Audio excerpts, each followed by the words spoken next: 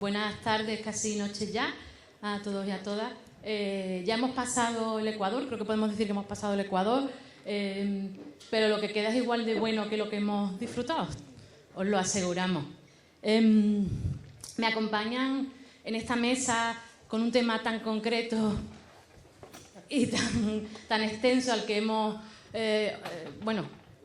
conseguido que estos expertos y estas expertas hagan algo que es imposible, que es resumir en muy poquito tiempo pues su experiencia, el trabajo que vienen haciendo y toda esa identidad que han acumulado a lo largo de su tiempo en política, bueno, pues como decimos, en un tema tan complejo como es el soberanismo. Lo van a intentar, han venido desde bastante lejos y están aquí a acompañarnos hoy, hay que agradecérselo a ellas y a ellos. Y bueno, estoy segura que van a hacer algo, como digo, que es imposible, pero lo van a hacer fantásticamente bien. Y tenemos pues eso, la suerte de poder escucharlas hoy aquí. Sabéis que vamos mal de tiempo, íbamos mal de tiempo antes de que empezáramos ayer por la mañana. Vamos a intentar ellas van a intentar, sabéis que me toca el papel de mala, ser estrictos. Van a hacer una primera intervención de 10 minutos, como digo, poniéndonos un poco en contexto cada uno y cada uno del territorio en el que vienen, y van a lanzar una pregunta pues al resto de las compañeras y los compañeros de la mesa, que se contestará o no, ellos deciden, en un segundo turno que será un poquito más corto, de unos 3-5 minutos. Y poco más, queréis escucharlas a ellas y a ellos, así que les voy a pasar el testigo y bueno, vamos a disfrutar de esta mesa, como digo, que todavía nos queda un poquito de esta escuela. Muchas gracias.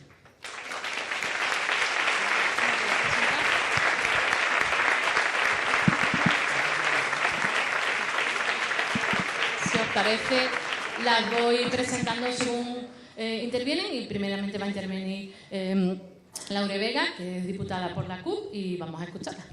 Muchas gracias.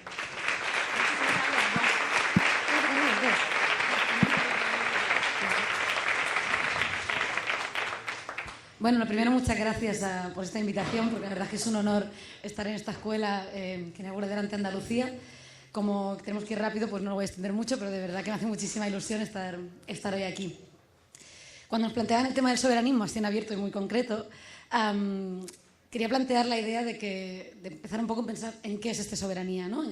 ¿Cuándo podemos hablar de que hay soberanía o no hay soberanía?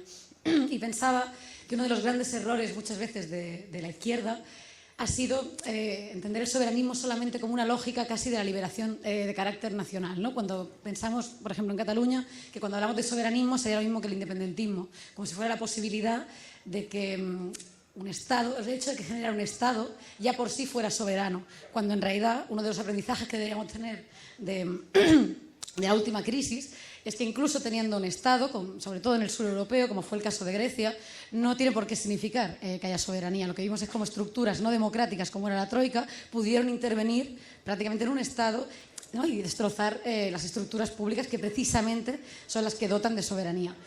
Cuando nosotros desde la CUP planteamos la idea del soberanismo, lo hacemos desde una idea al menos de dos planos. Primero, entender que esta libertad que no disputamos, y cuando no la disputamos se la queda a la derecha y la pervierte, y parece que la libertad sería poder hacer cualquier cosa a contra de los otros, como plantea en Madrid Ayuso, pues cuando no disputamos esta idea no pensamos bien en qué sería esta libertad. Bueno, volviendo como al marxismo más clásico, que a veces está muy bien, plantear la idea de que la libertad es poder vivir sin el permiso del otro, ¿no? Una idea muy republicana también de que no somos libres si nuestras acciones dependen de otro. Y este depender tiene que ver con muchas facciones de la vida, no solamente pues con lo más obvio, que sería el trabajo asalariado.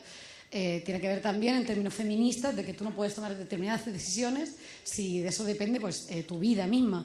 Pero tiene que ver también en que hoy en día no podemos decidir muchas veces, o en muchas ciudades no se puede decidir. Por suerte en Marinaleda sí, por eso se sabe bien qué es la soberanía. En qué barrio vivimos, porque si te suben el precio del alquiler, pues seguramente tienes que ir a otro sitio, ¿no? Entonces, pensar que un territorio es soberano o no debería ser al menos desde dos posiciones. Desde la posición de si puede decidir su propio futuro, en términos también nacionales, claro, pero también de si el pueblo es soberano, es libre, vive sin permiso, vive, por lo tanto, sin miedo a lo que ocurra. Y en este sentido, creo que es mucho más interesante, porque una de las cosas que seguramente nos está pasando a nivel de todo el Estado español es que claramente no es un Estado tampoco soberano. Nosotros podemos votar en las elecciones del Congreso en determinados partidos, pero las decisiones que luego se toman no tienen tanto que ver, y eso seguramente lo pueden desarrollar mejor los compañeros que están en el Congreso, con lo que pasa allí, porque lo que luego resulta es que, por ejemplo, la soberanía se va parcelando y vendiendo cada vez más al capital extranjero y a los fondos buitre. Veíamos el otro día la noticia de BlackRock, que ha comprado un 20% de Naturgy. BlackRock, aparte de ser el casero prácticamente de toda Cataluña, es también un fondo que tiene el Santander, el BVA, AENA, que es todo el tema del aeropuerto. Nosotros no sabemos ahora si el PSC en Cataluña es quien quiere plantear la ampliación del aeropuerto o es AENA.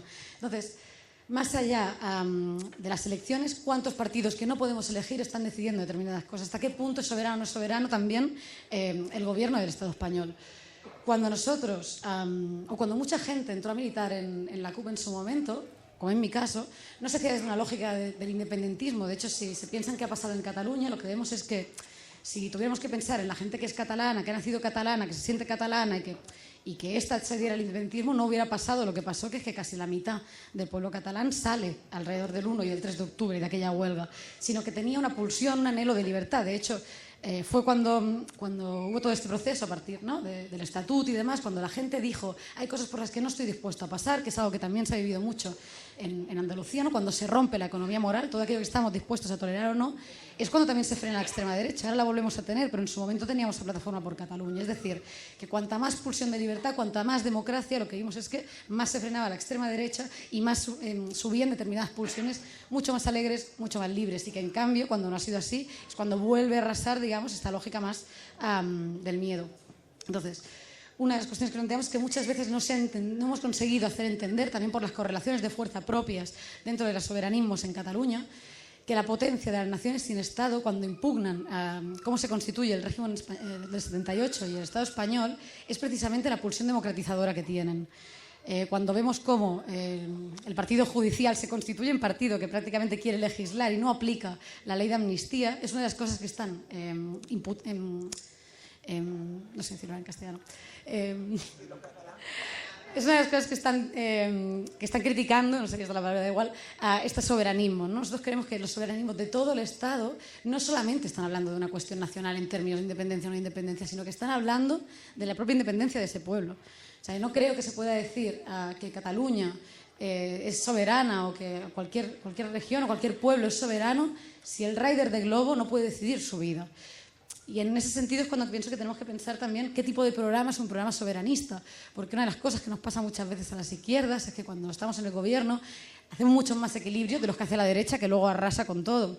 Entonces, pensar qué tipo de programa, y hoy cuando escuchaba a los compañeros de aquí era realmente un orgullo ver cómo se pueden birlar determinadas leyes de la Unión Europea y demás que no permiten precisamente esta soberanía para intentar conseguir que haya un poquito más de libertad, porque cada poquito, la libertad no es una cosa última, pero cada poquito de libertad que tiene cada sujeto nos sirve precisamente para avanzar en esa soberanía.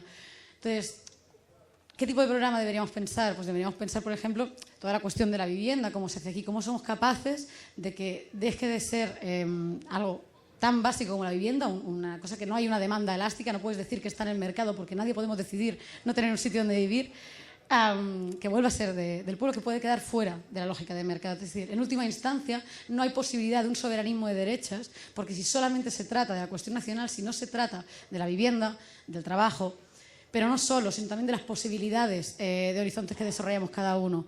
Del instituto donde yo vengo, las únicas dos opciones para estudiar son chapa y pintura, que es lo que hacen la mayoría de los hombres, y peluquería, si eres mujer. Yo tardé muchísimos años en saber que había una profesión como ser editor de libros, porque no se me había ocurrido que se podía trabajar de eso. La importancia que las cuestiones materiales, de que la soberanía sea real y se aplique, es precisamente porque nos permite ir más allá de todo eso. Y a veces también la izquierda nos quedamos con que las cuestiones materiales serían aquellas de pan y cuchillo y de la silla y de las cosas que podemos tocar, porque es lo que más nos falta, pero es también importante que tendamos a cuestiones que van más allá en ese sentido. Y por eso creo que cuando pensamos nuestros programas deberíamos hacer un uso de imaginación política, de ir un poquito más allá y de pensar en la vivienda y de pensar en cómo vamos recuperando toda esa soberanía, pero pensar también en aquellas cosas que nos permitan ganar más tiempo libre, ganar más tiempo de ocio, volver a encontrarnos, porque si no lo que vemos es precisamente toda la disolución de estas comunidades. Y cuando no hay la posibilidad de reconocer en el otro, que es diferente, pero también un igual, cuando no hay posibilidad de generar esta patria, pero la patria que siempre encuentras en los ojos del otro, una patria que no es homogénea, cuando no hay posibilidad de comunidad, de barrio, porque todo el mundo está solamente preocupado por ver cómo sobrevive al día siguiente, entonces es cuando tiene más fuerza la extrema derecha, cuando tenemos miedo, cuando estamos solos, cuando ya no sabemos casi cómo conectar entre unos y los otros. Y esto es algo que en Cataluña mismo nos está pasando, y nos está pasando en una resaca que ya dura muchísimo. Cada vez vemos como opciones de extrema derecha crecen más y crecen a través de este miedo.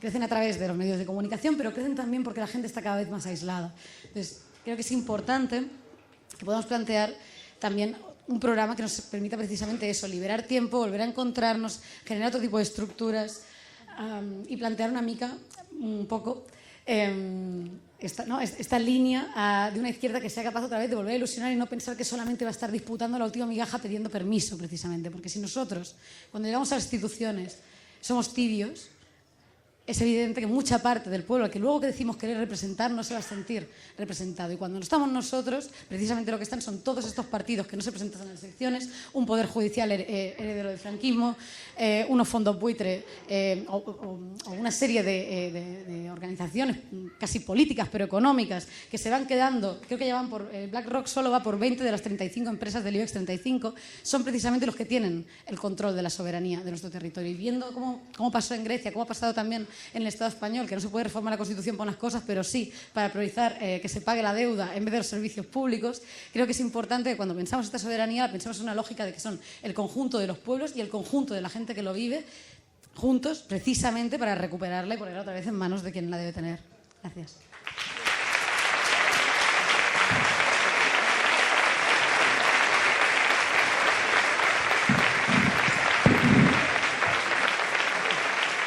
Gracias. Gracias. Te ha sobrado un minuto, así que maravilloso. Continuamos con Óscar Matute, diputado de H. Bildu en el Congreso por Vizcaya y militante de Alternativa y H. Bildu. Tienes tus 10 minutos, Óscar, muchas gracias.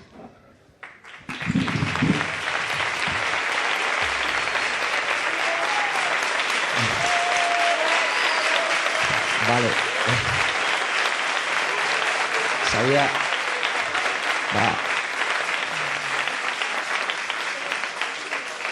Mila esker, bihotz arregagatik. Sabía que no iba a ser fácil y me había traído todo un discurso escrito y con Rufi, con letra grande, porque era un poco peor. Y lo hacía por responsabilidad, porque de verdad que lo que pueda decir hoy aquí, lo que podáis entender de lo que yo diga aquí, me importa mucho más y me impresiona mucho más que toda la gente a la que nos toca enfrentarnos en el Congreso de los Diputados, incluso a la institución. Por respeto. Así que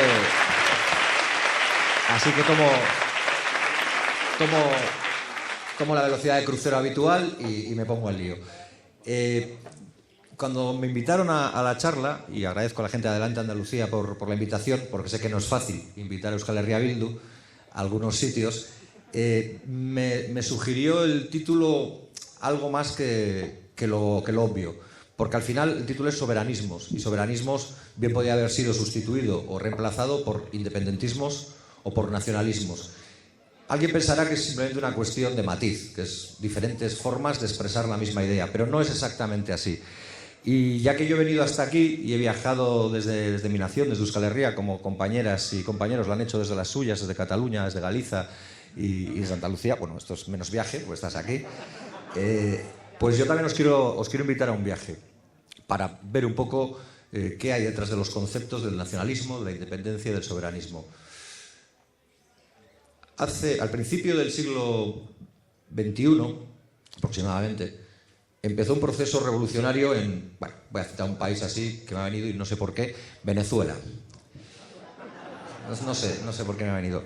Se empezó un proceso revolucionario y era un proceso que desde sus primeros albores quería construir un nuevo tipo de socialismo.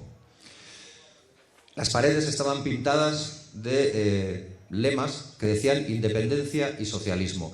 Y ahí me recuerda Euskal Herria. Yo he crecido con paredes de pueblos y de ciudades en Euskal Herria que recordaban que teníamos un compromiso con la independencia y con el socialismo. No tanto, o no solo, como una meta a alcanzar, sino como un objetivo, como una guía o horizonte de camino de las gentes populares, de las clases populares de Euskal Herria. Pero como digo, en Venezuela iniciaron ese proceso y tenían esas pintadas. Y quizás alguien se puede plantear por qué existían esas pintadas si Venezuela es independiente desde hace 200 años, es un Estado propio desde hace 200 años, y si ya estaba iniciando la senda al socialismo. Y las pintadas seguían, estando incolumes en las paredes. Pues probablemente porque ni el socialismo es un fin en sí mismo, sino que es, en todo caso, una praxis que hay que poner en pie todos los días, con prácticas como las que nos ha explicado el alcalde en Marinaleda y como las que seguramente cada uno de vosotros y vosotras intenta poner en su lucha cotidiana, y porque ser un Estado soberano no garantiza per se ser independiente. Y he hablado de Venezuela, pero podría haber hablado de casi cualquier país de América Latina, porque todos han sufrido planes cóndores, torturas, exterminios, han sufrido extracción y usurpación de sus riquezas, y así me podría recorrer todo el cono sur. Pero para no irme tan lejos, vuelvo a Europa. Y lo citaba muy bien Laure. En el 2009, Grecia fue desposeída de su soberanía. Siguió siendo un Estado independiente, pero fue desposeída de su soberanía. Tampoco hace falta irse tan lejos. El Estado español también fue intervenido en el 2012 con los hombres de negro y con la Troika. Y probablemente el Estado español aceptó de buen grado mantenerse un papel de representación de lo que no era un Estado soberano, aunque sea un Estado independiente, para guardarse para sí el poder coercitivo del propio Estado. Las leyes mordaza, la represión y el castigo. Y eso lo que demuestra, y es la conclusión a la que quiero llegar inicial, es que se puede ser nacionalista sin ser independentista y se puede ser independentista no siendo nacionalista, y ese es mi caso. Y que, es más, tener un Estado-nación convencional independiente no te garantiza ser soberano. Por tanto, yo creo que la primera consideración, y por eso el título me parecía interesante, es poner la soberanía en el nivel más alto de jerarquía de cualquiera de esas consideraciones, porque la soberanía tiene sentido en la medida que va ligada a la democracia radical. La soberanía es la puesta en práctica de decisiones soberanas, libres, para construir sociedades de mujeres y hombres libres, en lo cotidiano, en la defensa de nuestros cuerpos, en la defensa de nuestro territorio, en la defensa de nuestra identidad, de nuestra cultura, de nuestra lengua. Eso es lo que nosotros entendemos en Euskal Herria Bildu por soberanismo. Por eso nos definimos como soberanistas o independentistas de izquierda. No encontraréis más definiciones que esas, porque ahí es donde nos sentimos vinculados. Por acercarme ya a nuestra propia realidad, que quizás es la que igual os puede interesar más por exótica o por distorsionada, que también, pues también me voy a hacer un viaje, pero esta vez al pasado. Hay mucha gente, y esto lo hago con plena intención, o sea, me meto en charcos porque quiero. Hay gente desde la izquierda y desde un nacional chauvinismo mal planteado desde mi punto de vista en términos intelectuales, que viene a decir que Engels ya dijo lo que era el País Vasco, y que Engels en su día dijo que el País Vasco jamás sería independiente porque sería absorbido por naciones con capacidad absorbente y con historia como Francia o como España. Y lo decía porque él se fijó en la Euskal Herria que existía en la Primera Guerra Carlista, que era una Euskal Herria rural, eminentemente rural, con una burguesía muy débil y sin ningún proceso de industrialización. Pero vio que en esos tiempos, en esos momentos, ya se estaba construyendo una nueva sociedad vasca, una sociedad fuertemente industrializada, con una alta conciencia de clase, sobre todo en núcleos urbanos, y que estaba generando, igual es la parte menos dulce, también su propia burguesía. Probablemente quien mejor definió ese error histórico fue Michael Lowy, otro pensador marxista, cuando le dijo, o cuando dice aquello de que Engels perdió la razón y el pueblo vasco ganó su propia razón. Y esa es nuestra dinámica de situación en el mundo, esa es nuestra hoja de ruta. Nosotros no planteamos la construcción de nuestra nación contra ningún derecho de ninguna clase popular. Nosotros planteamos la soberanía para nuestra nación para construir una democracia radical, para devolver todo el poder a las clases populares, a la clase trabajadora, y para construir, no desde principio de jerarquía ni subsidiariedad, relaciones fraternas con otros pueblos y con la clase trabajadora de otros pueblos. Eso es algo que no se entiende en el Estado español, y entonces alguna parte de la izquierda te dice: buscaremos la manera de que os integréis, de que os sintáis integrados en España. Yo no quiero estar integrado en régimen de subsidiariedad. Yo no quiero tener una jerarquía por encima que no sea la que determine mi propio pueblo, el pueblo vasco, y que por tanto lo que tenemos que hacer es convivir en pie de igualdad y de forma bilateral. Porque yo sé que saldrá en este debate, y si no ha salido ya, no sé cuánto tiempo llevo, estoy intentando ¿Me quedan? Vale, me va a dar tiempo. Yo sé que saldrá en este debate porque yo veo la prensa igual que todo el mundo. Yo la gente que se plantea que... Dos cuestiones para ir rematando. La primera, a la gente que se plantea que la lucha del pueblo vasco o la lucha del pueblo catalán, que estos días están más de boga por sus cosas, sus singularidades y esto, que bueno, porque nosotros ya las tenemos igual desde hace tiempo, no es una crítica, pero para la gente que se plantea que esto rompe un marco común, le diría, si no se está dando cuenta de que la idea que defiende, la idea de la España unida, como bien decía Jean-Paul Sartre cuando criticaba a determinados chauvinismos e izquierdismos, tanto de parte del socialismo y el comunismo español como francés, no está contribuyendo a la permanencia de las élites en su posición de dominio, porque la idea de la España unida, de la marca España, es una idea construida por las élites económicas, por el capitalismo o por el capital del Estado español, nunca por las clases populares. No creo que haya jornaleros en Andalucía que sufran porque los trabajadores vascos alcancen mayores cotas de bienestar. Yo os garantizo que no hay trabajador vasco que sufra. Muy al contrario, que no se alegre porque los trabajadores y los jornaleros de Andalucía sigáis plantando cara y sigáis poniendo las cosas en su sitio a los señoritos, que a nosotros los llamamos jauchos, pero vosotros señoritos. Y hay otra reflexión que también quiero hacer para las gentes de la izquierda. Yo me he enfrentado muchísimas veces a esta pregunta, no sé si hoy tocaría, a modo de reflexión o de pregunta, lo de cómo se puede ser independentista y de izquierdas, o cómo se puede ser nacionalista y de izquierdas, o soberanista y de izquierdas. Y yo creo que plantean un falso dilema. Y se parecen a Ayuso cuando dice, elige o comunismo o libertad. Si yo defiendo que la soberanía es el escenario más alto de libertad y el escenario más alto de democracia radical, ¿en qué difiere o en qué contraviene a la propia izquierda y a la esencia de la izquierda la conjunción de esas dos fórmulas que permiten a mi pueblo avanzar de manera mucho más decidida y con mucho más apoyo y arraigo popular? Quizás se haga por falta de ambición, pero yo no concibo una izquierda que no es ambiciosa. Quizás se haga porque se teme que de esa salida al falso dilema se debiliten sus posiciones. Pero esa es una posición retardista, esa es una posición que en todo caso relega las luchas. Porque las luchas, también como decía Jean-Paul Sartre, ya que le he citado antes, se vuelvo a citar ahora, no se pueden planificar en laboratorios. Las luchas y las revoluciones no son químicamente puras, no es un ejercicio abstracto y perfecto plasmado en un papel. Son la experiencia de luchas, son la experiencia en los centros de trabajo, en los call centers, en los centros de enseñanza, en las movilizaciones sociales, en todas las luchas por la dignidad del ser humano y por la dignidad de un pueblo como sentimiento colectivo.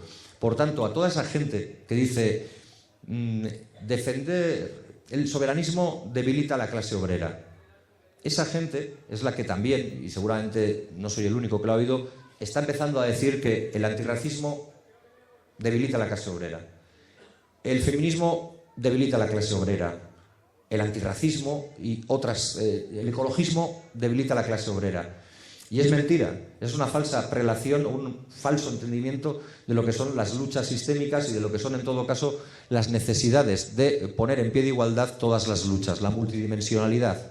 Porque a la gente se acerca a la lucha a través de diferentes intensidades y necesidades o diferentes motivaciones, pero todas pueden ser igualmente válidas si el horizonte, y voy terminando, es construir una nación soberana, para transitar hacia una democracia radical que nos lleve a un cambio social que transforme nuestras vidas para transformar nuestros futuros.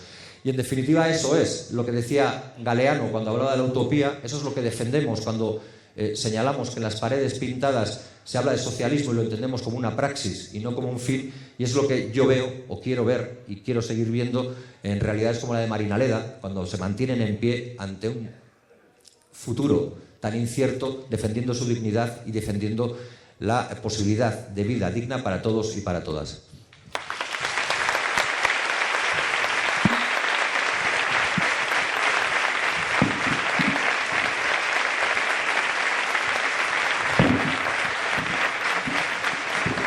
Gracias. Gracias, Óscar. ¿Se me escucha? ¿Ahora sí? No. Es que solo tengo una mano. Sí, por favor. Ahora sí, perdona. Esto de manejar con una mano. Bueno, muchas gracias, Óscar. Continuamos. Estamos siendo muy justos con el tiempo, lo cual os agradezco. con Nueva Presa, que es miembro de la Ejecutiva Nacional del BNG, responsable, me parece además interesante que lo haya señalado, de la Acción Feminista y diputada del Parlamento Gallego desde el 2016. El micrófono es tuyo y el público también. Gracias.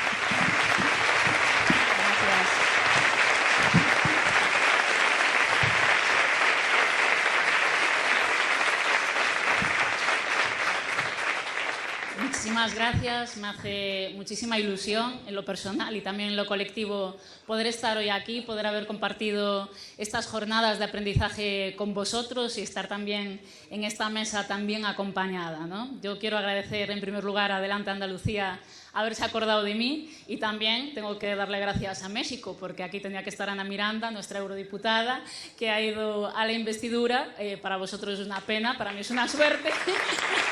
Entonces, nada.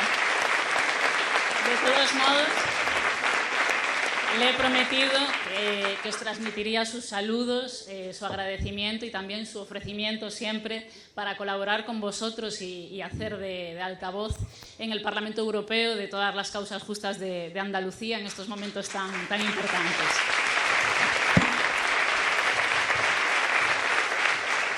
Bien, yo, como mis compañeros, cuando recibí la invitación, cuando venía pensando de qué hablar, pensaba un poco qué es lo que nos une, ¿no? Creo que todos y todas las que estamos aquí, desde los diferentes países y diferentes realidades, tenemos algo en común, tenemos un doble colonialismo en común que nos preocupa y es algo que he inferido también de todas las charlas a las que he asistido. Por una parte, pues ese capitalismo colonial que nos ataca por diferentes frentes, pero luego es evidente que todas y todos estamos afectados por algo que nos une, mal que nos pese, que es el Estado español. Entonces yo venía pensando un poco en ejemplos desde mi realidad de qué lectura podemos hacer de este contexto y algunas reflexiones que podemos tener en común, cada uno con sus matices y sus realidades, pero que igual tenemos que analizar en foros como estos, ¿no? Porque al final lo que estamos haciendo este fin de semana, de pararnos, de pensar y de compartir, desgraciadamente en este tiempo de prisas e individualismo, pues es algo auténticamente revolucionario, ¿no? Y una de las primeras reflexiones que yo hacía es que creo que este contexto que vivimos y que a todas y a todos nos preocupa, porque hay ese avance del fascismo y porque realmente estamos viviendo pues una etapa también con dificultades para organizar y movilizar a la gente y a nuestra base. Creo que aún así, aún con todas esas dificultades, tenemos que ver una pequeña esperanza en la oscuridad, como dice la feminista Rebecca Solnit, y creo que tenemos muchos ejemplos en nuestra realidad que nos pueden hacerle ver a la gente que realmente hoy, en este contexto histórico, igual que en algunos otros, el soberanismo es la respuesta en nuestros pueblos a los grandes retos en lo inmediato. Y yo pensaba en dos, precisamente. Uno de ellos es el feminismo y otro es la lucha en defensa de la tierra. Y comentaba Óscar, ¿no?, que a veces en sus realidades se vive mucho el debate de cómo puede ser de izquierdas y ser también soberanista, ¿no? Nosotras, quizás sea por el hecho de no tener un partido fuerte de derechas que tenga ni siquiera un matiz galleguista, realmente a veces enfocamos el debate en otra dirección. En nuestro país no es posible ser de izquierdas si no eres soberanista, ¿no? Y pongo un ejemplo del feminismo, porque creo que también todas y todos y todes estamos preocupadas por esa onda reaccionaria que parece que está tapando todas las conquistas y la sensación de unión y de avance que teníamos en la última década.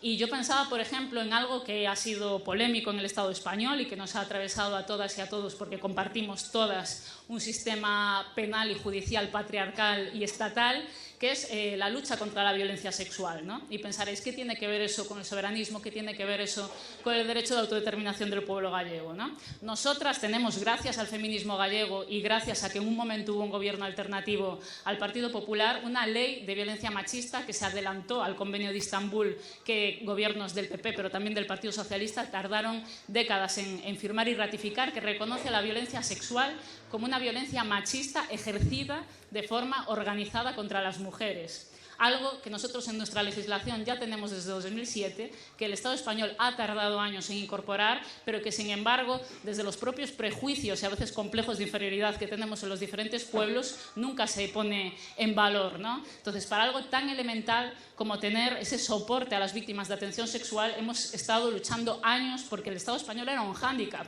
para el avance del movimiento feminista gallego, ¿no? Cuestiones como estas son para nosotras fundamentales para explicar que realmente ese feminismo eficaz que defendía Angela Davis en Galiza es ser soberanista, es organizarse en coordenadas soberanistas, ¿no? Lo mismo en cuanto a toda esta ofensiva que estamos viendo en el ámbito de defensa de la tierra, ¿no? y esa necesidad que tenemos, ¿no? Eso me lleva a una segunda idea que quería dejar encima de la mesa, que es que creo que todas y todos estamos viviendo en nuestros pueblos con diferentes intensidad ese nuevo colonialismo disfrazado de verde y que realmente pues, está disputando cuestiones muy importantes, ¿no? En nuestro caso, en la perspectiva de mi nación, nosotros estamos especializados por decisiones franquistas en producción de energía eléctrica y ahora estamos viendo una nueva andanada que precisamente vemos que nuestra falta a veces de capacidad de ejercer nuestro poder político y la connivencia de los partidos estatales pues hacen que otra vez seamos reserva colonial y energética del Estado, ¿no? Y también ahí pues estamos disputando muchas luchas y me consta que también es algo que compartimos con Andalucía y con otros territorios, ¿no? Y quería poner un ejemplo en concreto que estamos luchando desde Galiza, que es nuestra lucha por la cooperativa también en pequeñito, que es luchar contra un megaproyecto que nos están intentando implantar de una macrocelulosa, Altri, que realmente ilustra bastante bien el momento en el que estamos viviendo, ¿no? Después de la pandemia del COVID iba a haber unos fondos europeos mágicos que nos iban a salvar a todos y todas de cualquier abismo y que ya en ese momento, desde el soberanismo gallego, acertamos en la lectura que hacíamos y decíamos, igual que fuimos valientes en su día y denunciamos que la Constitución española era una trampa y que no suponía un cierre con el franquismo, igual que cuando se quiso entrar en la OTAN denunciamos que eso sería guerra para los pueblos e igual que cuando se entró en el mercado común europeo dijimos esto va a traer más miseria para los campesinos gallegos, acertamos cuando dijimos que estos fondos europeos estaban pensados para salvarse a sí mismos, para salvar al capital, para salvar a la gran banca y no para transferir nada para la clase trabajadora ni para los pueblos. Y estamos viendo que ahora hay una empresa con un modelo absolutamente colonial, después de un gran engaño a la opinión pública, que quieren implantar una empresa que va a ser contaminante, que nosotros, que pese a los mitos que hay, tenemos problemas también de gestión de los recursos hídricos. Yo vengo de una zona que tiene problemas de sequía todos los veranos, aunque parezca increíble en el país de los 1000 ríos, que esta gran empresa no solo quiere 250 millones del erario público para instalarse, que así yo también sería empresaria, sino que pues trae un modelo forestal de fomento del eucalipto, un largo, etcétera, que está en oposición total a nuestros intereses. Y yo creo que hay algo muy específico que los gallegos y los andaluces compartimos, que es que muchas veces tenemos ciertos autoprejuicios, ¿no?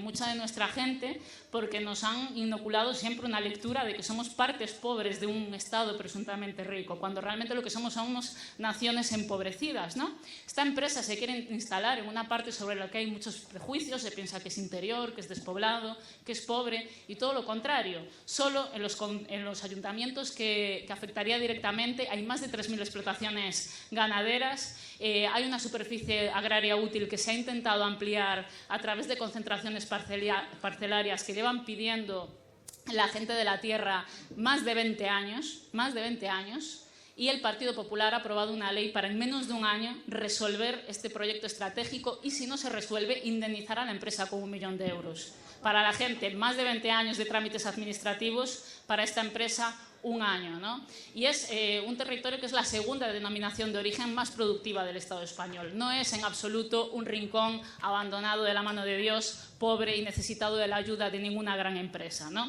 Y esta reflexión, este ejemplo concreto, lo quería poner encima de la mesa porque creo que es una oportunidad también para explicar que los soberanismos somos contrapoder, que los soberanismos somos la alternativa a todo este tipo de cuestiones, que no somos enemigos de nadie, sino que queremos construir un mundo alternativo a favor, ¿no? Y creo, ya así a modo de conclusión, que en este momento además está habiendo cada vez más en el conjunto del Estado, pero también en nuestra nación, una polarización entre dos posturas, las centralistas y abiertamente o menos abiertamente, a veces con un matiz de pseudo-autonomismo, pero un autonomismo que ha muerto ya, que claramente están en posiciones antipopulares, y cada vez más pues una articulación alrededor de los diferentes soberanismos que implican a mucha gente que en algún momento no había pensado estar en nuestras posiciones, pero que ve que es la alternativa, ¿no? Entonces yo creo que tenemos que trabajar todos y todas en esa polarización, en alimentarla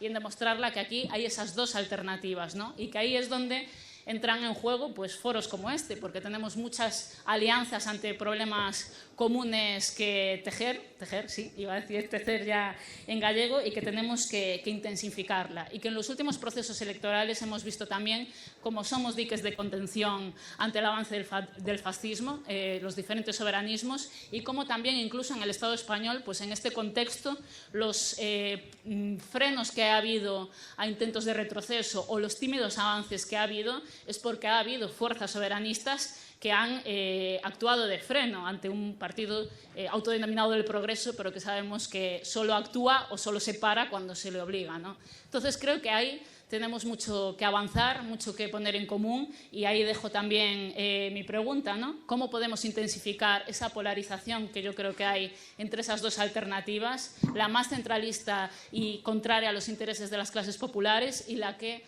construye una red de colaboración entre los diferentes soberanismos ante problemas comunes en los que tenemos que ser aliados y aliadas y no enemigos como nos intentan imponer muy a menudo? Y sin más, pues ya creo que me estoy enrollando, así que muchísimas gracias.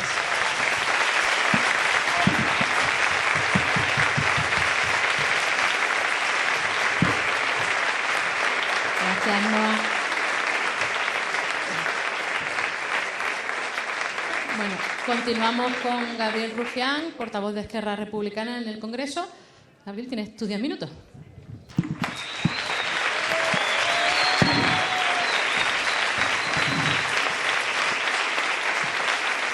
Gracias. Bueno, muchas gracias. A ver qué decimos para que no se enfade nadie, ¿no? No voy a dar nombres.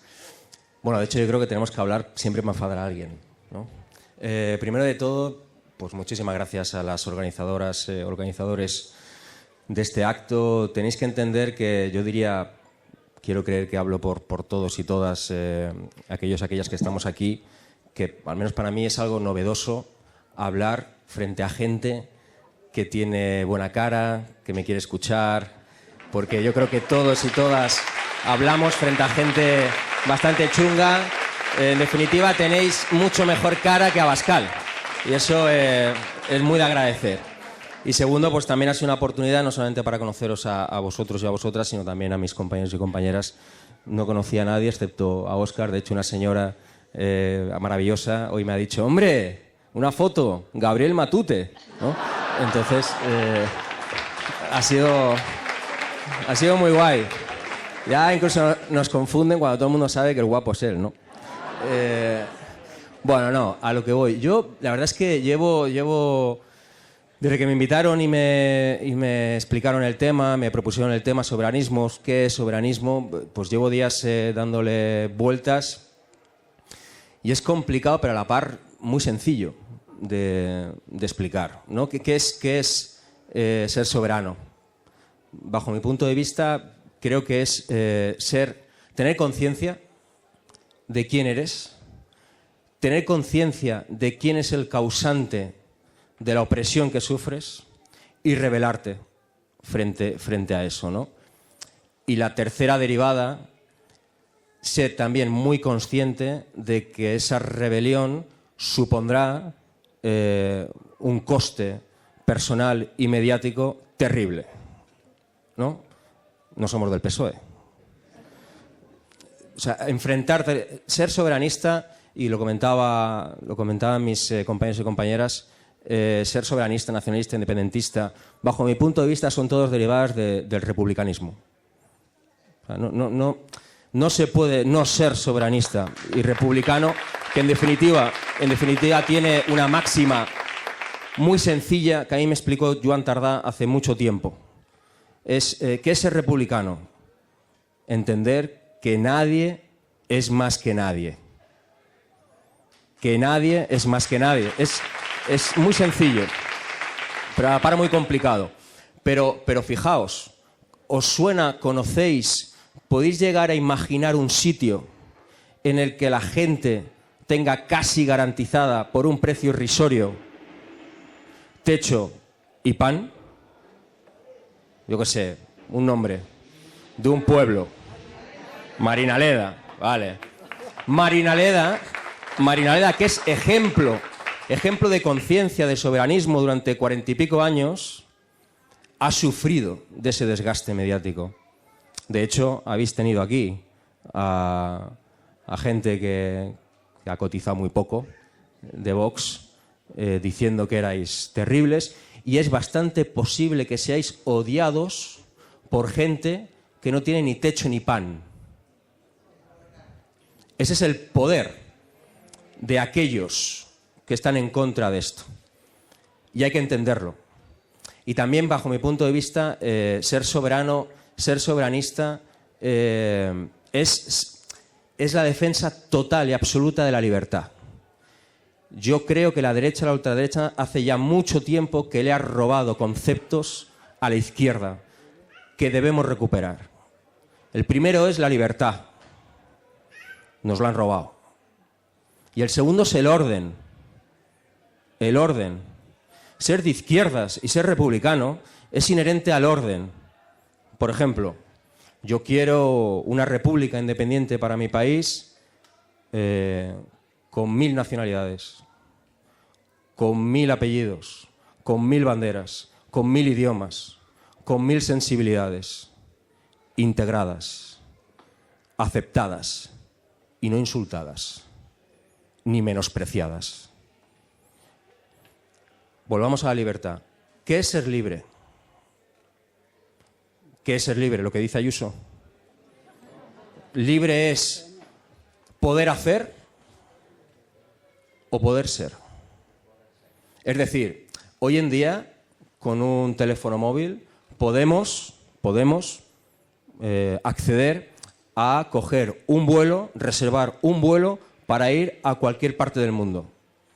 ¿Sí o no?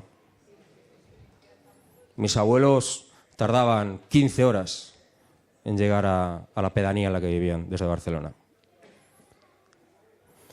¿De qué sirve poder acceder a tu teléfono móvil para poder ver vuelos a cualquier parte del mundo si no los puedes pagar? Ergo, la libertad es poder hacer o poder ser. ¿De qué sirve, por ejemplo, estar muy enfadado con esa situación, ¿no?, si no sabes identificar quién es el responsable de tu opresión? ¿Conocéis gente, buena gente, vecinos, amigos, familiares, quizá incluso alguien de esta sala, que sea de clase trabajadora, que cobre o haya cobrado el paro, que viva en la precariedad, que no llegue a final de mes, que no tenga un techo y que odie a algunos de estos oradores y oradoras? ¿Los conocéis? Que votamos de forma constante, semanal, diaria, más allá de nuestras reivindicaciones. Se comentaba aquí, nuestra causa, cualquier causa justa es la nuestra.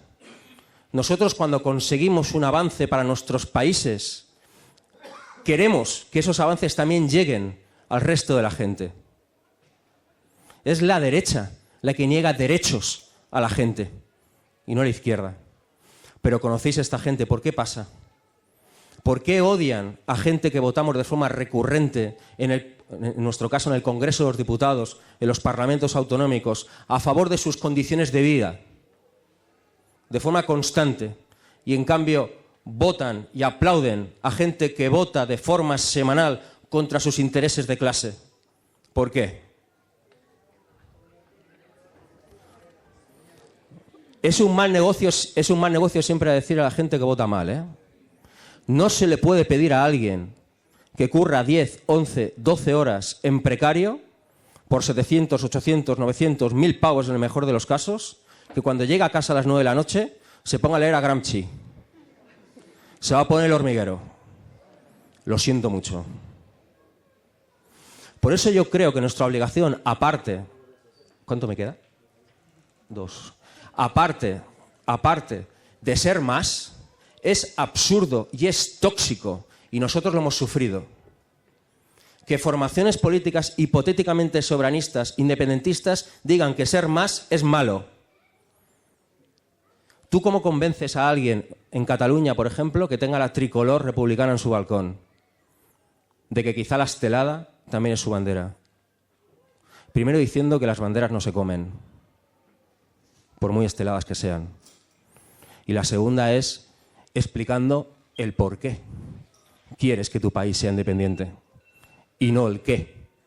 La derecha siempre quiere el qué y no el por qué. Y la segunda es, con esto acabo, intentar vencer a esas cámaras.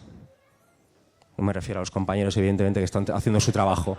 Vencer a esas cámaras y llegar, que se entienda, al WhatsApp de la gente. Nuestra victoria es que nuestros discursos lleguen al WhatsApp de vuestros amigos, amigas, vecinos, vecinas, familiares que dudan, o que han visto a Pablo Motos diciendo que somos unos desgraciados. Y se lo ha creído. ¿Me explico? Muchas gracias.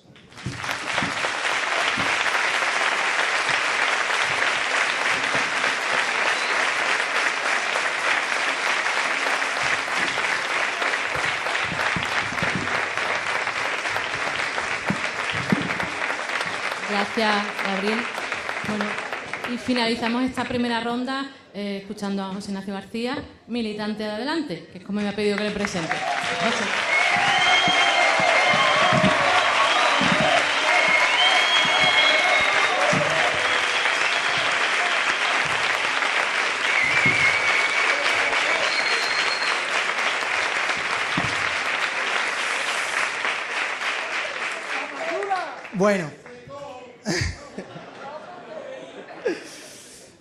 Bueno, me vais a permitir que os cuente que estoy un poco nervioso, ¿sabes? Porque tú hablas en el Parlamento de Andalucía y en realidad uno se pone nervioso en función de lo que le importe a la gente que le está escuchando.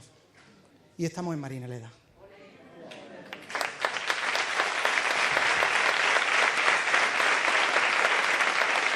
Y yo he crecido políticamente escuchando a Reincidente. Y Reincidente tenía una canción que decía Andalucía entera como Marinaleda.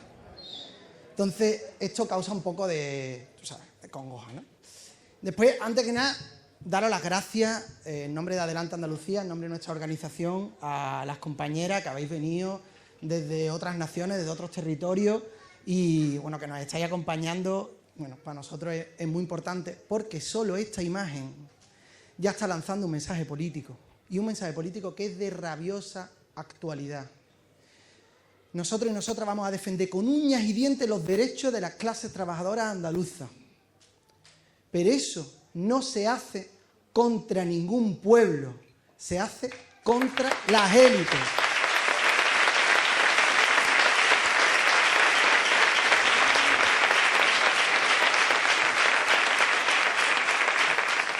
Y eso vamos a tener que explicarlo un montón de veces, ¿eh? Y no es que lo vaya a tener que explicar yo. En Andalucía, os digo de verdad que esto tenemos que explicarlo todos los días, ¿vale? Y yo mi intervención va a ser un poco dar argumentos y herramientas para ver cómo explicamos esto, todo y cada uno de nosotras y nosotras, para que nos entiendan nuestra gente, para que nos entienda la gente que nos importa de verdad, que no son los que están en el Parlamento de Andalucía. Mira, en el Estado español, ¿cómo entendemos nosotros esto de los soberanismos y por qué no va contra otros pueblos, sino que va contra una clase social? El Estado español tiene 3 contradicciones que funcionan como un engranaje perfecto. La contradicción de clase, que es propia de su riqueza a la inmensa mayoría de la población que trabaja por un salario.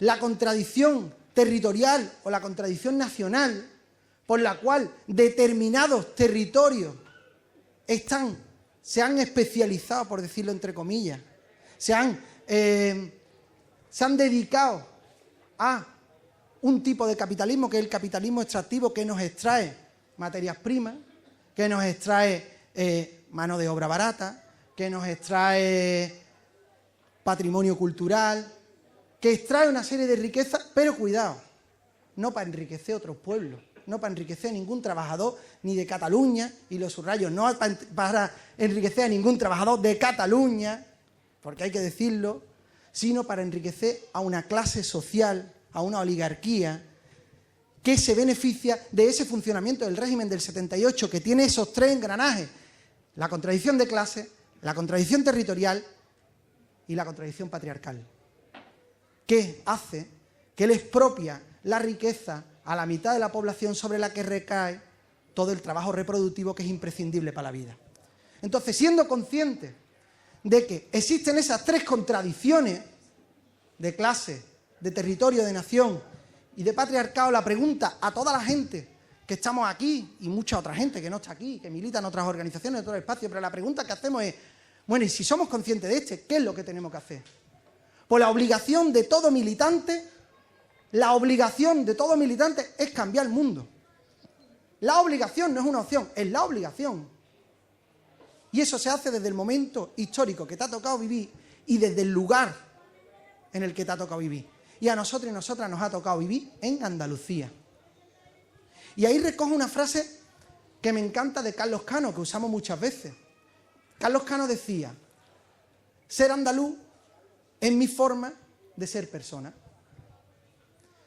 Y nosotros en Adelante Andalucía lo complementamos con una segunda parte. Decimos: y ser andalucista es nuestra forma de ser revolucionario y revolucionario.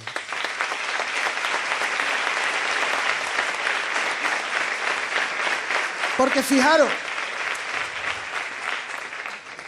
si tú en Andalucía no entiendes que existe una opresión específica histórica, no me voy a enrollar porque hay muy poco tiempo, pero que tenemos una opresión específica histórica por el hecho de vivir y trabajar y querer desarrollarnos en Andalucía, estamos cometiendo un error no solo de diagnóstico, no solo de cómo funciona el régimen del 78, que tiene el régimen del 78 y antes del 78, pero bueno, no me voy a enrollar con eso, que tiene esas tres contradicciones, sino que además estamos cometiendo un error estratégico. Porque como decían hoy en el taller, como ha dicho hoy Antonio Manuel, y Curro, y Cristina, y el Berna, en el taller de cultura, solo vamos a ser capaces de liderar a nuestro pueblo, nuestras clases populares, para una emancipación contra esos tres engranajes, si entendemos sus dolores, si entendemos sus formas, si entendemos su manera de entender el mundo y de situarse en él, si entendemos que existe una opresión específica por ser andaluces y andaluzas.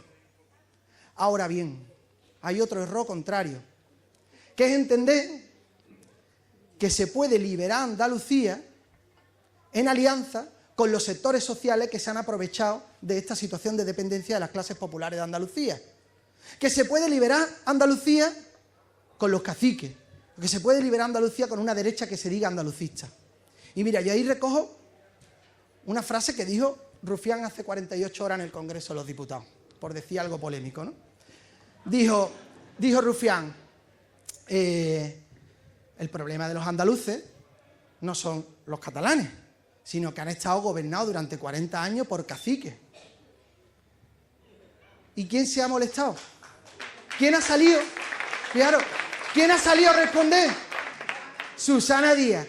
¿Qué andaluz se puede molestar cuando decimos que nos han gobernado por los caciques? Los caciques. Las caciques. Así de simple.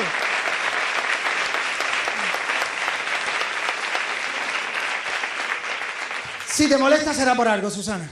Si te molesta será por algo.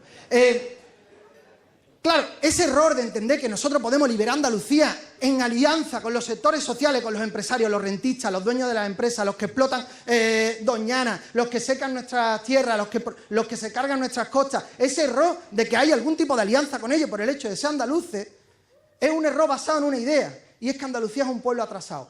Y no es verdad. Andalucía no es un pueblo atrasado. Andalucía no es un pueblo que necesite avanzar en el tiempo. No es que nosotros vivamos en el feudalismo, entonces lo que necesitamos es un desarrollo capitalista. Como decía Moreno Bonilla, no, Andalucía vamos a conseguir ser la Baviera del sur de Europa. Fíjate, la Baviera del sur de Europa dice que vamos a ser, flipa, ¿eh? Y porque en su idea lo que hace falta es acelerar el desarrollo capitalista en Andalucía como si esto fuera un escalón al que todavía no hemos llegado al estatus en el que están otros pueblos. Falso. Andalucía está plenamente integrada en el capitalismo desde hace 300 y 400 años.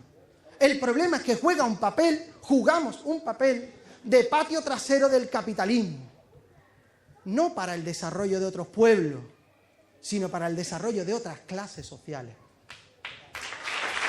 Andalucía, para que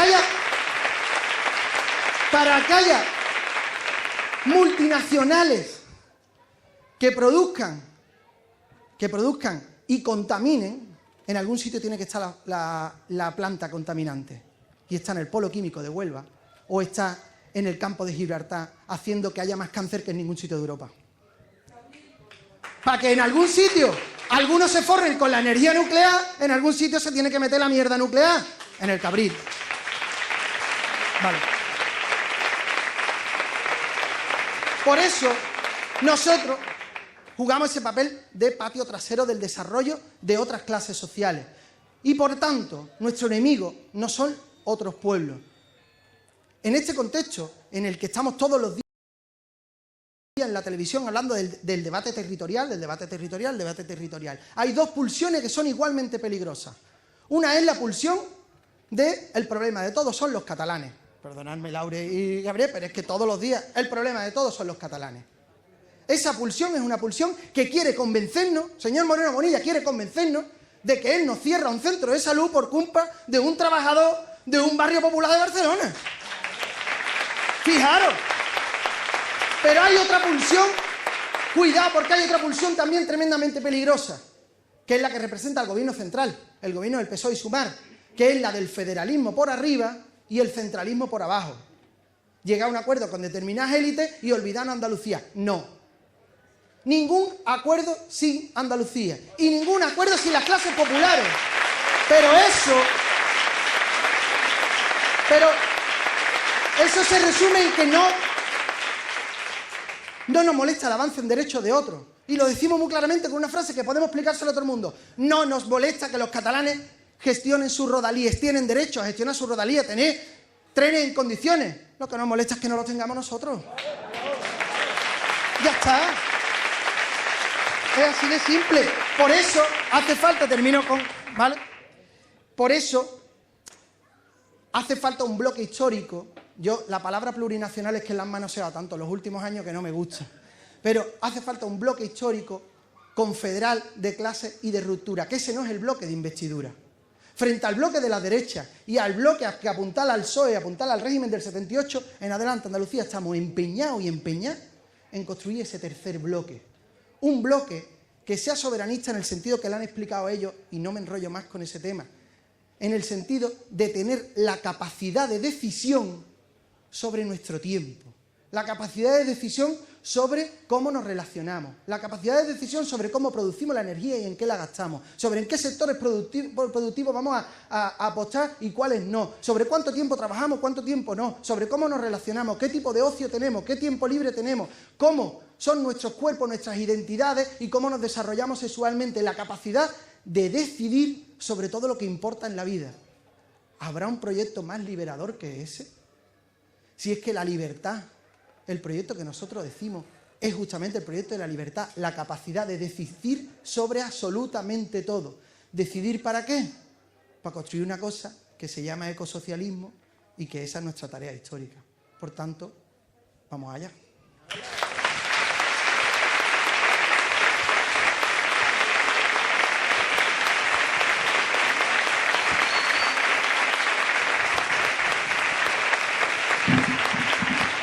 Bueno, gracias a José también. Vamos muy bien de tiempo. Le agradezco a todos los componentes de esta mesa que hayan sido estrictos. En realidad yo les propuse si querían hacerle una pregunta a los demás y a las demás. Solo lo ha hecho, ¿no? Se lo agradezco. Ya ha sido cumplidora. En Entonces voy a rescatar un poco la pregunta que ha hecho ella y me vais a permitir que os plantee en base a una reflexión muy corta. Habéis dicho, lo ha dicho Óscar, no lo ha dicho Rufián, creo que lo habéis dicho todo, incluso Laure lo ha dicho como más exacta, el concepto de que no existe soberanismo. Bueno, creo que tú has dicho no existe soberanismo de derecha, creo que has llegado a decir, se está hablando de que el soberanismo tiene que ser de izquierda. Y también me gustaría rescatar la reflexión que tú has hecho del soberanismo como contención, ¿no? Como dique de contención. Me parece que es un concepto muy sencillo, y rescato un poco la reflexión que se ha hecho José Ignacio, para contarle a la gente, a nuestras vecinas, a la gente que nos encontramos en la puerta del cole, para que efectivamente pues entiendan que todas las personas que están aquí están intentando defender sus derechos y no quitarles nada. Entonces lo que os quería plantear es que insistáis un poco en ese concepto del soberanismo de izquierda.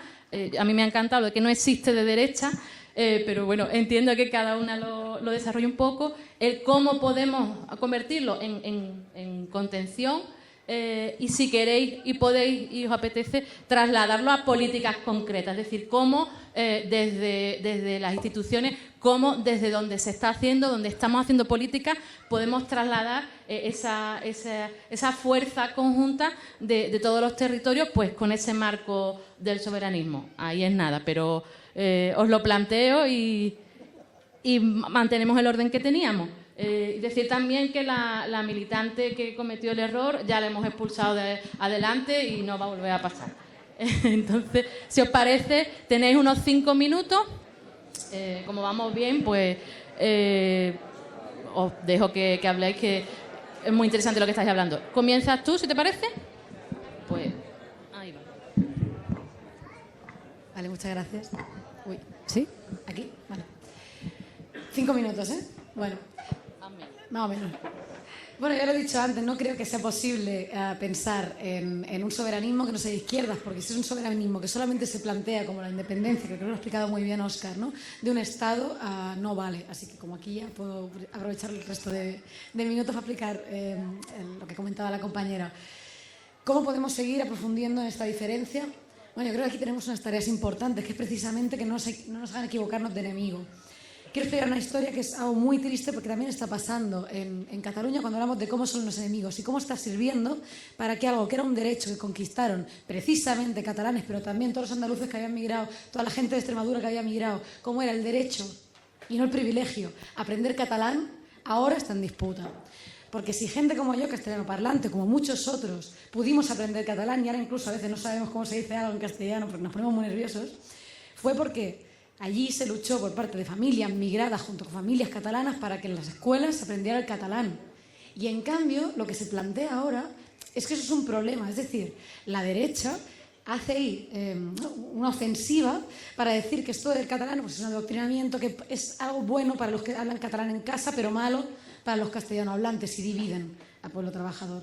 Y lo que hacen entonces es convertir algo que era un derecho, que se estaba conquistando y que se había conquistado, en un privilegio de unos pocos. Luego, ¿sabéis qué pasa? Que para acceder a la función pública hace falta catalán, que para acceder a según qué sitio hace falta catalán, que fueron precisamente familias migradas que no tenían ese derecho los que lucharon también, y que entonces lo que están haciendo en última instancia es negarle al pueblo trabajador castellano hablante el derecho al catalán. Es decir, que lo que hacen a nivel estatal lo hacen también dentro de las comunidades autónomas, y eso lo aplaude la derecha nacionalista del Estado español y la de Cataluña, porque en última instancia contra la clase trabajadora no hay tantos problemas para entenderse en momentos de reflujo. Y en ese mismo sentido creo que tenemos una tarea, que es la de saber identificar cuáles son los enemigos. Porque a mí me molesta mucho, el PSOE me molesta mucho, el PP me da mucho miedo y me molesta mucho Vox. Pero en última instancia son vasallos. Son vasallos que lo que hacen es abrir las puertas a gente mucho más rica que ellos, que son los que en última instancia pueden gobernar nuestras vidas. Eso es lo que me preocupa, que no podamos decidir, se ha comentado aquí, ¿no?, qué soberanía, poder decidir nuestra vida, poder decidirla en cualquier sentido. Bueno, pues me preocupa mucho que no podamos decidir ya muchas mujeres si queremos ser madres o no, porque no nos llega el dinero. O no podemos decidir qué comemos porque depende pues, de la inflación, y una cosa como es el aceite es prácticamente oro. Y que la izquierda se plantee estas cosas desde la impotencia política, creo que lo que hace es justamente lo contrario, porque podemos ser un dique, pero tenemos que ser también un tsunami para adelante. No nos vale solamente comparar la extrema derecha, tenemos que conseguir derechos para todos y ir más allá. Igual que la libertad de unos y de otros suma y multiplica, y eso yo creo que es algo que ha enseñado muy bien el feminismo. que ha enseñado cómo la lucha de las mujeres no es solamente para las mujeres porque es contra el patriarcado y aquí salimos todos ganando. Pasa lo mismo con todo el resto de las libertades. Las libertades multiplican. Y es un problema, y no tiene tanto que ver con el nacionalismo, pero creo que es en lo que nos vamos a enfrentar mucho en los próximos años. Es un problema cuando pensamos, por ejemplo, en el ecologismo. Pensamos que el ecologismo es que te duches, no sé, todavía una campaña en mi país hace poco, que te duches con un cubo, porque es que está gastando mucha agua. Como si el problema no fuera que los propietarios de las estructuras, incluso ahora que harán toda la transición ecológica, que es ecológica pero no es ecosocialista, son los mismos que Naturgy, que BlackRock, que es el mismo que te está echando de casa. Es decir, si intentamos pensar las políticas también como colocando a la clase trabajadora como si fuera culpable de algo que no puede decidir, como es tener que coger el coche cada día y echarle 1 hora, 2 horas para ir a su lugar de trabajo y que está contaminando, entonces tendremos un problema porque acabamos no representando a aquella gente precisamente que es la que necesitamos para ir más allá y para poder hacer una revolución que valga la pena en este estado en el que nos ha tocado a todos compartir, por desgracia. Entonces, tenemos varios retos en ese sentido. Y creo que siempre es importante que podamos identificar esto, porque si no, la extrema derecha es la que te dice que el problema de los servicios públicos no es que el dinero está yendo a otro lugar, sino que este pobre pakistanés que está trabajando 12, 14 horas debajo de tu casa, correcto. Pero cuando a la izquierda nos equivocamos también de enemigos y acabamos diciendo que el problema del ecologismo es el trabajador, cuando acabamos comprando una descarbonización y que nos cierren los lugares de trabajo sin darnos una alternativa, como si fuéramos bestias de carga que no saben hacer otra cosa, entonces es cuando dejamos este espacio precisamente a la extrema derecha que opera con el miedo y que opera con el que estemos solos. Yo vengo de un lugar que en 20 años hubo muchísima inmigración precisamente por la pobreza que hay en Andalucía y precisamente por la pobreza que hay en Extremadura. Hay más azuagueños en Sant Boi que en Azuaga. Imaginad el problema. Pues ahí, desindustrialización. Ahí empezó también a ganar la extrema derecha. ¿Cuándo se frenó? Cuando la izquierda pudo hacer un proyecto conjunto, como se hizo en Sant Boi y tal. ¿Cuándo han vuelto a poder entrar y tener fuerza? Pues cuando nos digregamos. Pues en ese sentido yo creo que es importante que podamos plantear toda esta cuestión y que nos neguemos a que cada paso que se dé no sea precisamente para ganar soberanía para la clase trabajadora. Si no, lo que nos vamos a enfrentar es a otro proceso eterno de desmantelamiento de lugares de trabajo, de desmantelamiento de según qué cuestiones, porque no se trata de que no queramos este cambio ecologista, sino que se tiene que hacer controlando también estas estructuras, con que estas estructuras tengan participación pública, como sabe precisamente Marina Leda, como saben las cooperativas, como sabe este ayuntamiento, porque de la otra manera lo que hacemos es ir expulsando cada vez más a más gente, convertirnos en lo que ya somos. El patio trasero del Estado español puede ser Andalucía, pero es que el patio trasero de Europa es todo el sur europeo. Es Italia, es Portugal, es Grecia, países y naciones que podrían ser ricas y que no lo son, precisamente por el expolio que se hace. Siempre tenemos que levantar un poquito más la vista.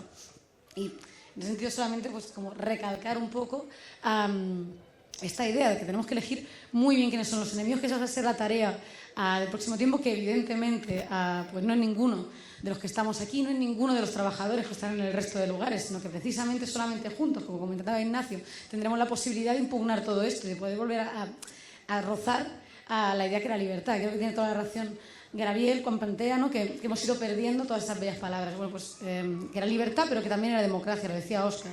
Bueno, la democracia en última instancia sería que cualquier jornalero, cualquier cocinera, cualquier persona que trabaja en cualquier lugar pudiera gobernar, así como lo decían los griegos. Pues entonces será necesario que tengamos esta soberanía. Y si queremos plantear programa, yo creo que, y acabo muy rápido, creo que tenemos que pensar la reducción horaria del trabajo, sí, pero también en propuestas como las que llevó la CUP en el Parlamento y que Esquerra precisamente aceptó también para empezar a desarrollar y que el PSOE, el PSC en nuestro caso, se cargará a partir del lunes, que saldrá publicado, como es la oficina de la renta básica universal. Una renta básica universal que significa la redistribución de la riqueza de los más ricos hacia todos, precisamente para que podamos decidir en nuestra vida. Porque a mí me gustaría decidir en un referéndum, me gustaría decidir en un referéndum qué pasa con mi país, pero me gustaría decidir también dónde vivo y me gustaría decidir qué como y me gustaría que lo decidieran todos mis compañeros, porque la libertad solamente es cuando la tiene también el de al lado. Entonces, si no empezamos por estas cosas que van un poquito más allá, si no hacemos una ofensiva clara, yo creo que es en nuestros errores, en los errores de la izquierda, precisamente donde anida a la extrema derecha y donde luego empieza a crecer como la serpiente que es. Muchas gracias.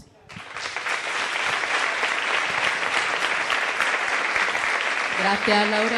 Pues turno de Óscar.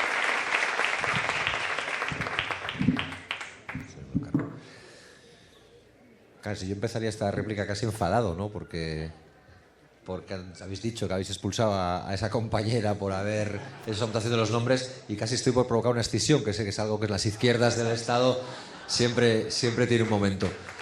Pero por incidir un poco en la idea que he intentado trasladar al inicio, yo diría que mi propósito aquí era defender una idea muy básica, y era que la soberanía, la de cualquier pueblo consciente de que tiene que ser dueño de su destino, no es sino un camino hacia la democracia radical y hacia la construcción del poder popular. Y eso, en sí mismo, ya te lleva y te vincula a la izquierda, porque construir el poder popular es precisamente levantar una alternativa al modelo existente, al sistema de clases existente, y por tanto eso es lucha de clases, y eso es el camino que creo que hay que recorrer. También me gustaría aprovechar este momento para señalar que el soberanismo, que la soberanía, puede y debe ser más internacionalista que aquellos que denostan la soberanía porque se sienten a gusto en la patria, en el Estado, que convencionalmente aceptan. Porque se puede ser cosmopolita y se puede ser internacionalista. Un cosmopolita tiene el pasaporte lleno de sellos, tendrá colegas en muchos sitios, habrá disfrutado atardeceres maravillosos en África y tendrá la suerte de poder degustar todas las gastronomías del mundo, en su casa o en sus países de origen. Pero el internacionalista no necesita todo eso para construir desde su propia realidad de lucha una alternativa global, una alternativa exportable o una alternativa que se puede conectar con otras luchas. Pondré ejemplos. En Euskal Herria, hace bien pocos años, no me atrevo a decir el año exacto porque me puedo bailar en uno o dos, se llevó a cabo una huelga general feminista. Una huelga general feminista que trascendió nuestros límites geográficos y que fue portada del Times y que consiguió conectar a muchísima gente en muchísimos lugares del planeta. En Euskal Herria también, porque tenemos un paso fronterizo con menos tensión que el que en Andalucía se vive, existe una red que lo que hace es aprovechar redes que existían desde la Segunda Guerra Mundial para sortear la frontera y pasar a migrantes al otro lado y que puedan intentar desarrollar proyectos de vida digno. Y eso que se hace no son experiencias que solo se den ahí, sino que se conectan con otras que se están dando. Y eso es internacionalismo, aunque se haga desde una perspectiva soberanista. Y creo que también sería importante, por recoger lo que decía Noé y lo que también se ha comentado aquí sobre el bloque histórico, la oportunidad del tercer bloque histórico, que pasáramos a la ofensiva. Ahora estamos viviendo unos tiempos en los que probablemente en el Estado español hemos conseguido que la vivienda o el problema de la vivienda empiece a abordarse desde parámetros que obligan a respuestas estructurales. No vale decir lo del Inquiocupa, bueno, para algún cantante puede valer, pero no vale lo del Inquiocupa y no vale decir que Desocupa te lo arregla ni nada por el estilo, porque sabemos que el problema es más grande. ¿Pero qué está haciendo ahora la derecha y la extrema derecha? Pues buscar otro foco. Y el foco, si habéis atendido un poquito este verano a lo que salía, ya era otra vez nuevamente el racismo, ya era la migración. Yo creo que ahí el soberanismo puede ir de frente. Yo no sé en vuestras naciones y creo que no es de manera diferente. Para nosotros, que en el fondo somos muy tradicionales,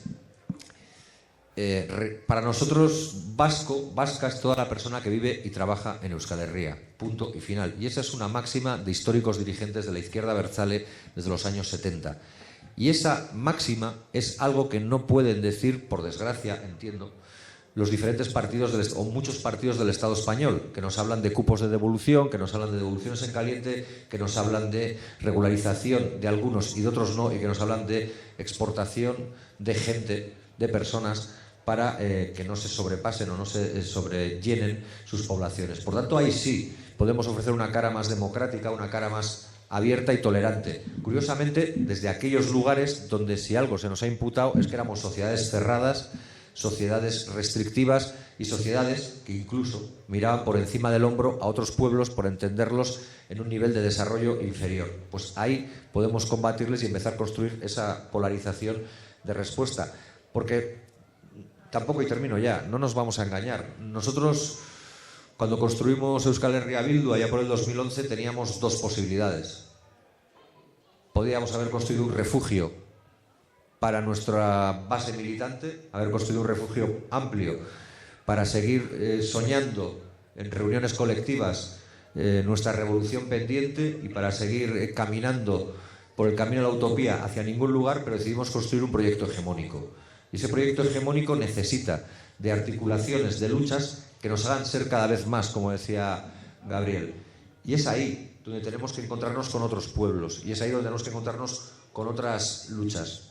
Porque si no, nosotros podremos seguir haciendo dique de contención contra la extrema derecha y contra la derecha extrema. O sea, podremos seguir dando nuestros votos, y así lo dijimos en campaña electoral y lo hemos hecho, gratis et amore, a aquello que no fuera el PP y Vox. Y podremos hacerlo. Y eso no va a evitar, porque sociológicamente el Estado español está girando a la derecha, o eso es lo que yo percibo, eso no va a evitar que tarde o temprano alcancen el poder. Si no, tomamos una actitud valiente. Por eso, y termino ya, decía en la primera intervención que yo no quiero una izquierda ni conformista, ni quiero una izquierda con miedo, que yo quiero una izquierda desacomplejada y una izquierda que vaya siempre a la ofensiva, porque en definitiva es tanto lo que tenemos que recuperar que no nos podemos permitir ni un paso atrás, siquiera para coger impulso.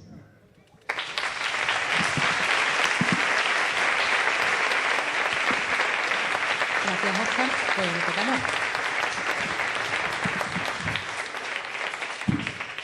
Bien, yo un poco me quedaría con ese substrato positivo que creo que hay en toda esta reflexión y que nos hace mucha falta en tiempos de desazón, en los que a veces pues nos centramos más en lo negativo que en lo positivo, ¿no?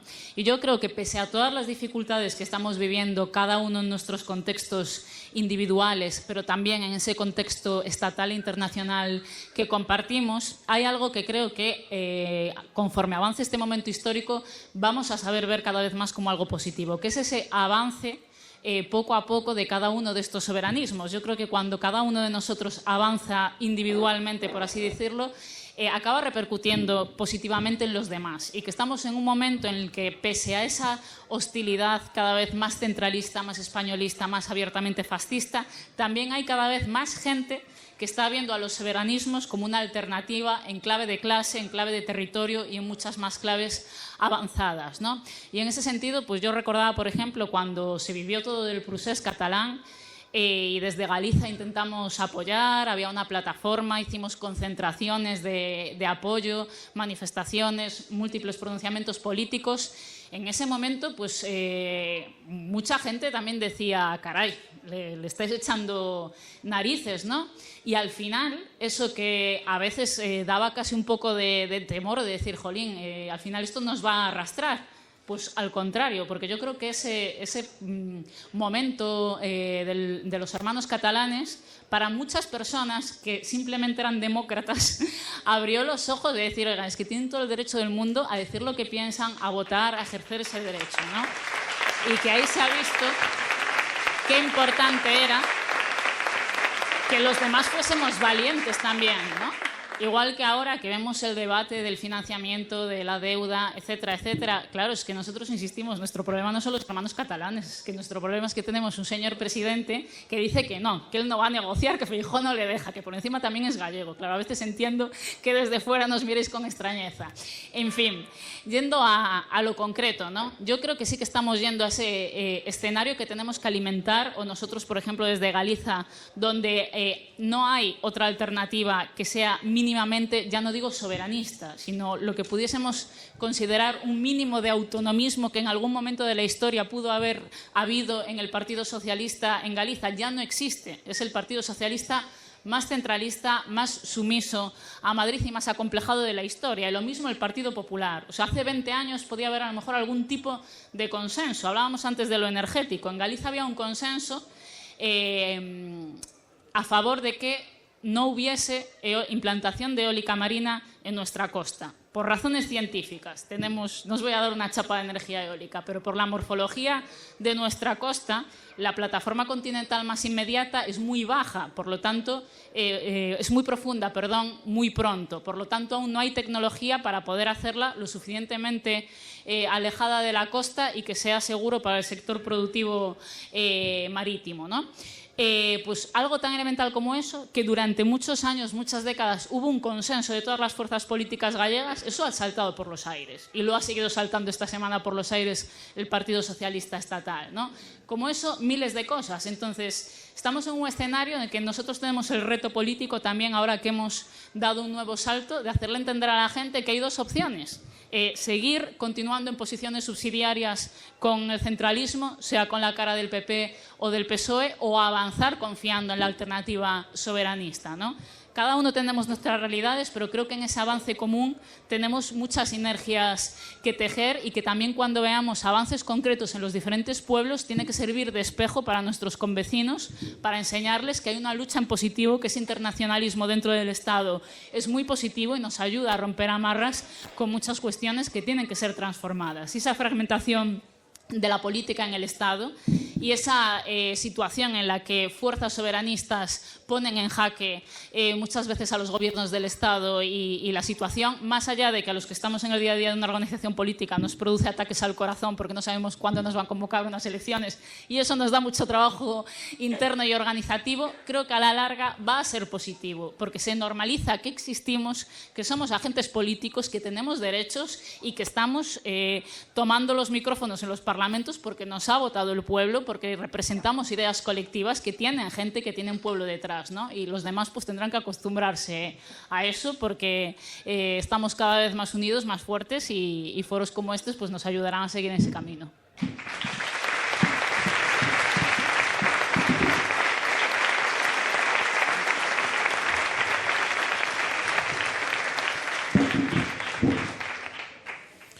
Bueno, me parece un tema interesantísimo que te daría para un montón y me parece muy idóneo que se plantee también a raíz de la reflexión de Laure, ¿no?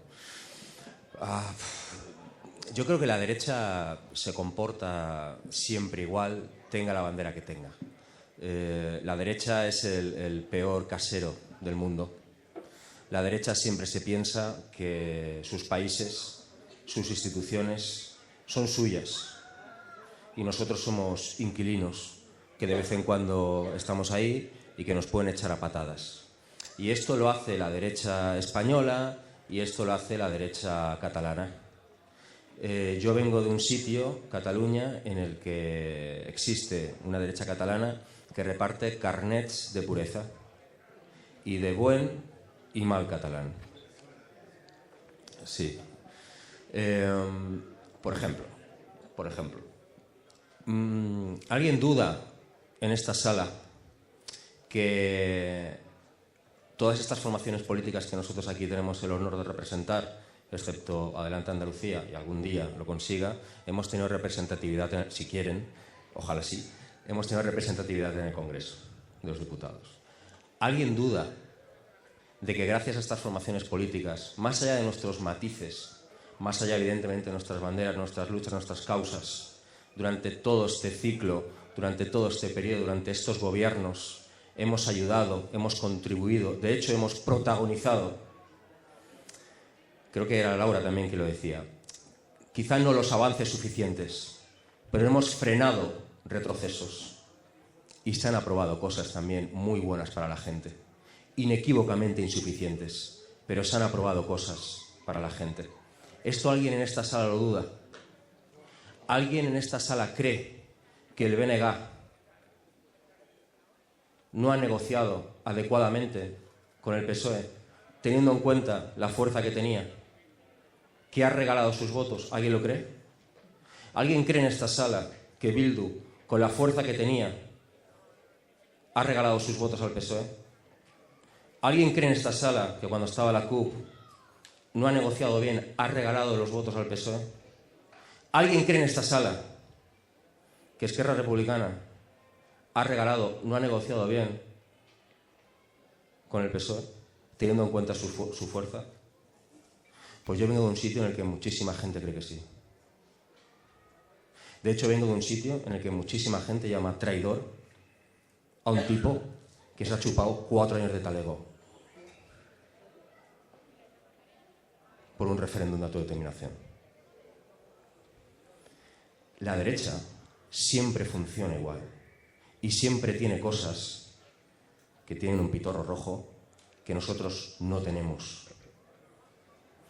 Y vuelvo a repetir, da igual si existe o no existe el soberanismo de derechas. Para mí lo crucial es que hay gente de clase trabajadora que escucha y que interpreta que son de los suyos. Esa es la clave. Acabo con una historia que a mí me contaron hace ya tiempo y creo que es paradigmática. En 1929 se estrenó La Quimera del Oro, que es la película esta emblemática de Charles Chaplin. Se cuenta que al menos en los cines de Cataluña, cuando se estrenaba, cuando se llegaba a la escena, esa típica en la que Charles Chaplin tiene tanta hambre, está atrapado en una ventisca de nieve, un oso se lo quiere comer si sale fuera, pues Charles Chaplin tiene tanta hambre que decide comerse su bota. Es lo único que tiene. Entonces hace ver que sale Charles Chaplin haciendo ver que la suela es un filete, que los cordones son fideos, que el cuero es panceta, y se la va comiendo con pesar. Tiene tanta hambre que se come su bota. Se cuenta que la proyección 1929 de esa película, concretamente de esa escena, en los cines, en la parte más pudiente, en la platea, la gente reía a carcajada limpia. Era muy gracioso ver a Charles Chaplin con tanta hambre que le estaba comiendo su bota. En la segunda parte de los cines, en el anfiteatro, gente intermedia, gente que había tenido mucho dinero, gente que quizá lo estaba empezando a perder o gente que empezaba a tenerlo, sonreía con una media sonrisa. No tanto como en la platea, pero sonreía. En el gallinero, en la parte más pobre, donde la gente incluso entraba de forma gratuita, los más pobres de los pobres, la gente lloraba, silbaba, se enfadaba y se iba, porque no les hacía ni puta gracia ver a alguien con tanta hambre que se tenía que comer su bota. Bueno, la pregunta es, seguramente porque alguna bota se habían comido, o cuanto menos lo habían pensado, del hambre que tenían. La pregunta es, ¿ahora pasaría? Salvando las distancias, ¿ahora pasaría? ¿Alguien se sentiría tan indignado frente a esa situación que haría eso? ¿O harían ver que no va con ellos? ¿O incluso se reiría de esa persona mientras se está comiendo una bota en su casa? Pues a esa gente hay que llegar. A esa gente hay que llegar. Porque esa gente del gallinero son de los nuestros. Son de Bildu, de la CUP, de Adelante Andalucía, del BNG, de Esquerra Republicana y de todos aquellos y aquellas que quieran realmente cambiar las cosas. Muchas gracias.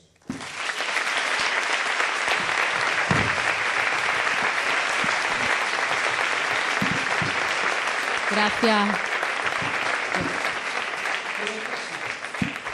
Perdón. Bueno, gracias, Abril. Vamos a cerrar con José Ignacio, pero os voy a decir, me vais a permitir que pare 2 minutos. En cuanto terminemos, despedimos a la mesa. Nadie se levanta porque vamos a continuar.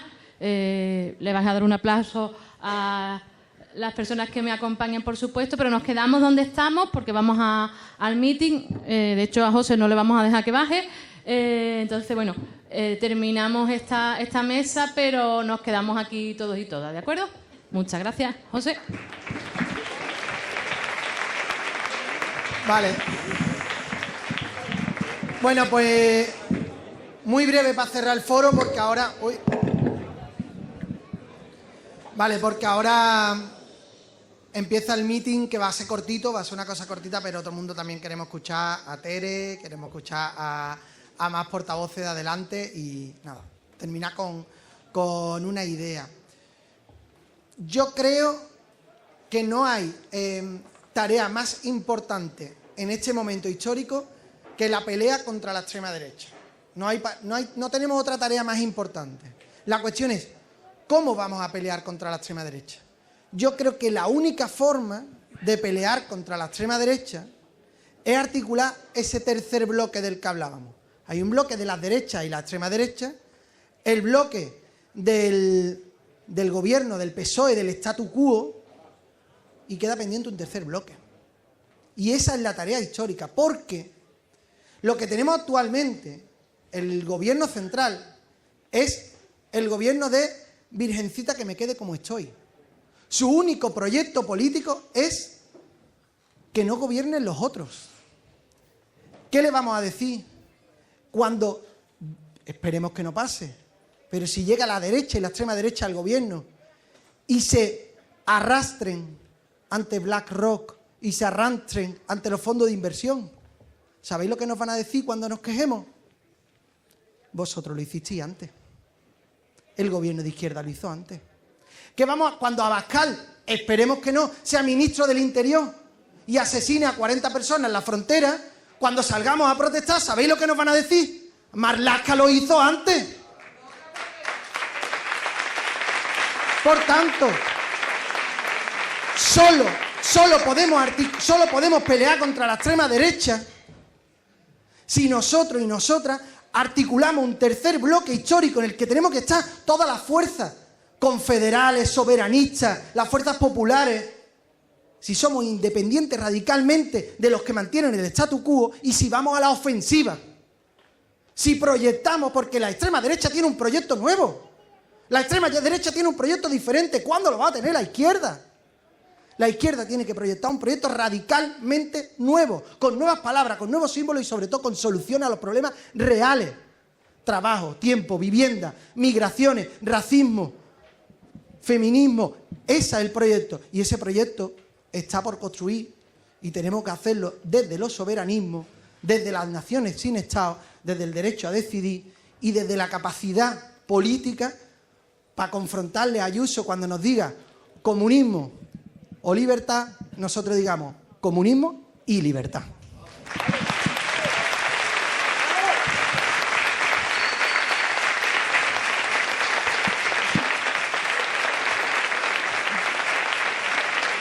Bueno, sí. Muchas gracias a todos, a todas. Agradecemos a los compañeros que hayan venido, les damos un aplauso. Gracias.